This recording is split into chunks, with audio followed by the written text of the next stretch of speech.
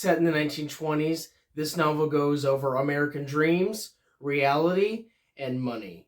That's right. Today we're taking a look at The Great Gatsby by F. Scott Fitzgerald.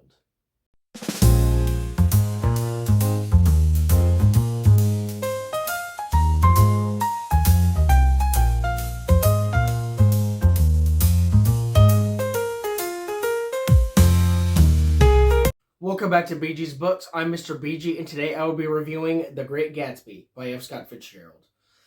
So, the thing that draws me into The Great Gatsby is, well, first of all, this isn't a first-time read for me. This is actually a reread, because for those of you who may not know, I was in high school not terribly long ago. It's getting to be terribly long ago, but back in 2023, I graduated.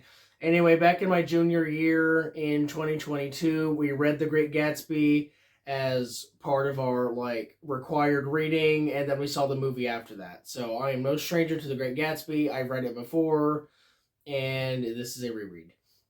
But the thing that brought me back to The Great Gatsby this time is that The Great Gatsby is turning 100 years old very soon.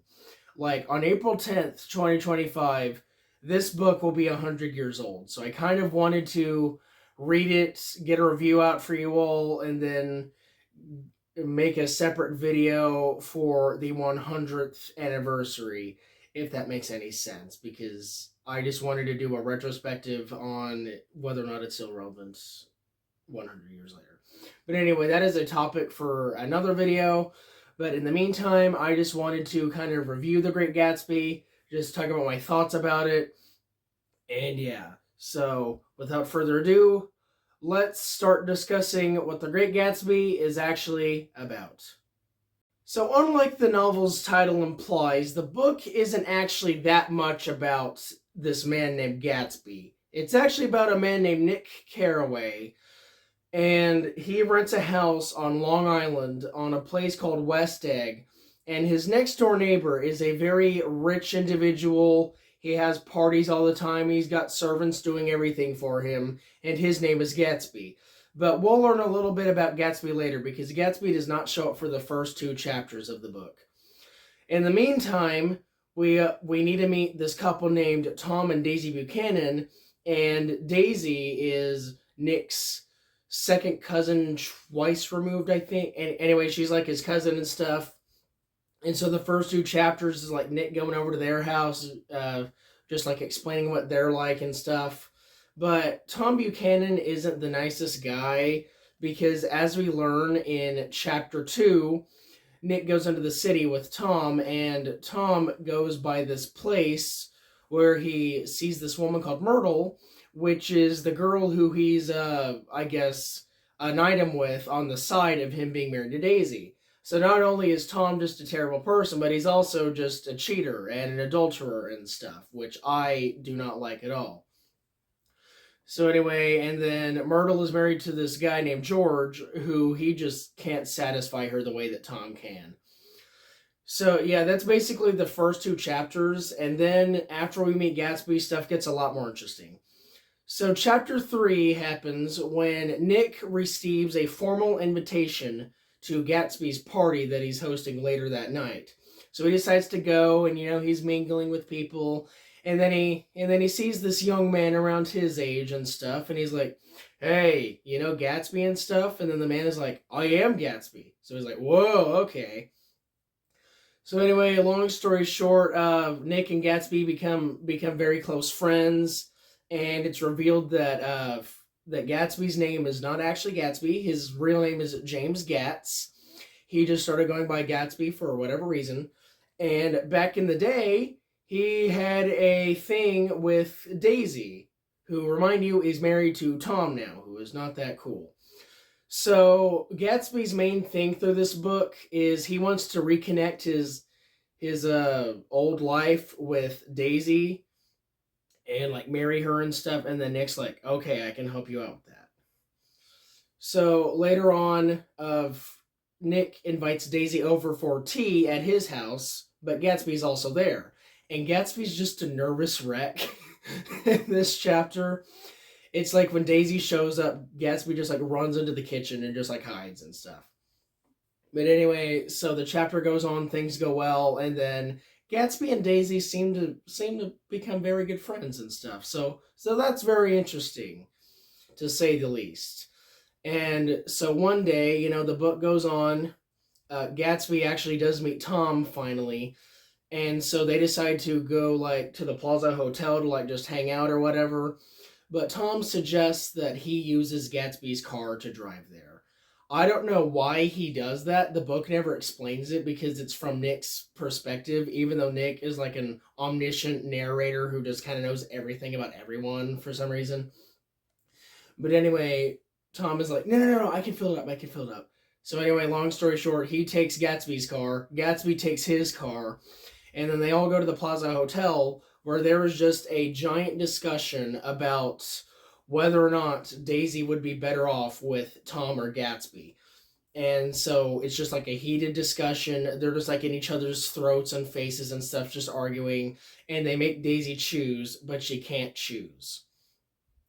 But anyway, long story short, even though she can't choose, she just decides to go home with Gatsby because she just cannot deal with Tom right now. So Gatsby gets his car back, and he lets Daisy drive his car. And keep in mind, they pass by Myrtle, and because Myrtle saw Tom in Gatsby's car, she thinks that Gatsby's car is Tom's car. So after an argument with George, she runs out to go and see Tom in his car, but Daisy just hits her and then flies off. So it's basically hit and run. Anyway, so after that we have a brief little crime scene about the body. She was like ripped open and stuff. It was actually pretty graphic for a 20s book, I guess. I don't know. I've read much worse than what's in here. But basically, Gatsby just decides to hang outside the Buchanan home until either Daisy chooses to be with him or she just doesn't come out at all. And she doesn't come out at all except to turn off the light, and so he goes home. But so then here's where stuff really gets interesting. Nick goes into the city again, and then while returning home, we find out that George is not very happy about Myrtle's death, because obviously, who would? So he basically wants to find this yellow car that hit her and the owner. So anyway, long story short, he goes from person to person, and he ends up finding Tom Buchanan, who tells him that the yellow car was Gatsby's car. So George goes up to Gatsby's house, has a gun with him, goes up to Gatsby in his pool, shoots Gatsby, and then himself. So there you go. Gatsby dies in The Great Gatsby. So chapter 9, which is the last chapter, is a little interesting because Daisy and Tom, they just up and leave. Like, they're just not seen again. We do see Tom briefly at the end, but it's basically just him telling Nick, I told George where to find Gatsby and stuff. I told George that the car was Gatsby's. So anyway, Daisy's like up and gone. She just leaves out of the book. We don't know where she went. And so basically this last chapter is like the wrap-up / funeral for Gatsby.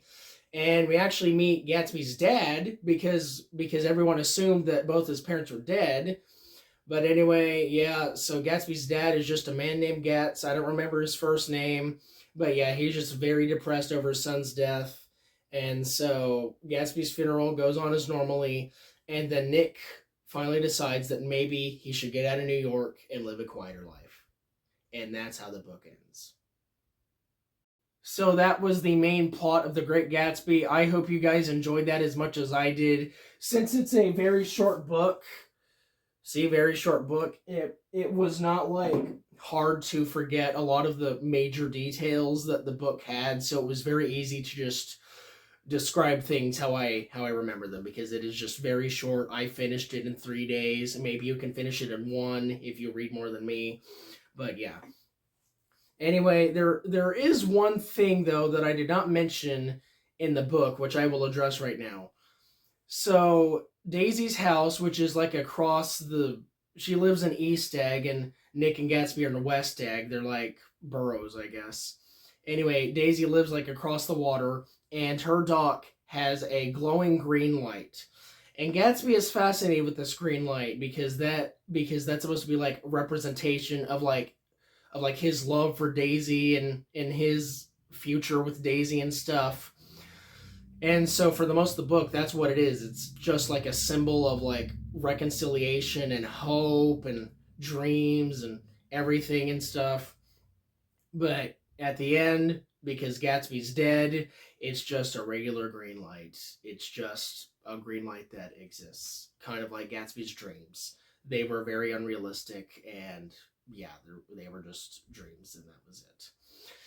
But anyway, the thing I like about The Great Gatsby is that it doesn't overstay its welcome. It's like, as you can see by both my bookshelves here, I read quite a bit of long books, and some of them overstay their welcome. But The Great Gatsby is just super short, it's super sweet, it gets its point across, and it doesn't overstay its welcome.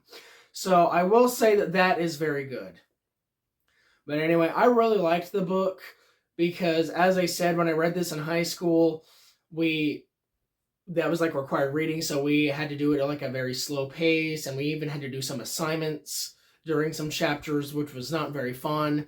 So one of my favorite parts about going back in and rereading it was just like getting through it at my pace, not having to do any assignments, just enjoying the book for what it is. So I really enjoyed that about the reread. But yeah, so as I said, this book is turning 100 years old literally next month. And just a little bit of a spoiler, I still think it holds up pretty well almost 100 years later. I want to get like more into depth in that in the video, in the retrospective video, so I'm going to kind of leave that there. But I think it holds up pretty well.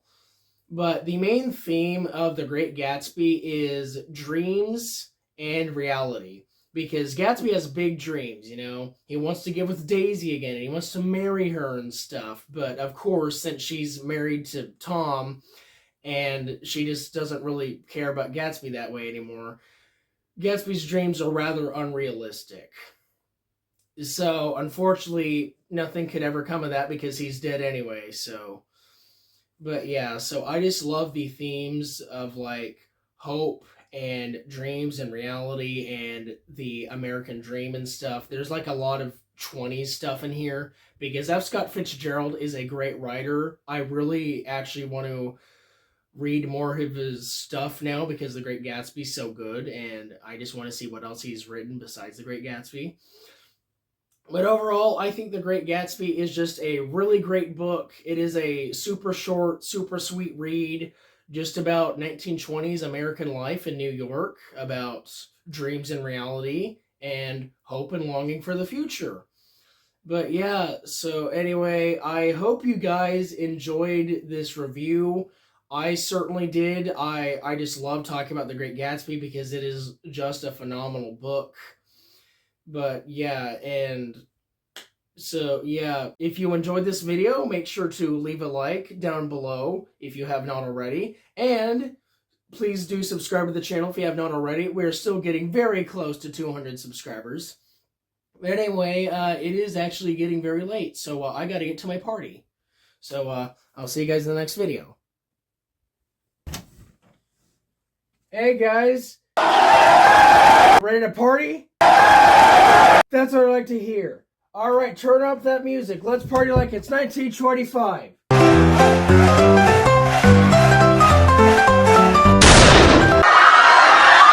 Oh my gosh, someone killed Gatsby. But wait, let's not end this party on a downer note. Turn that music back up.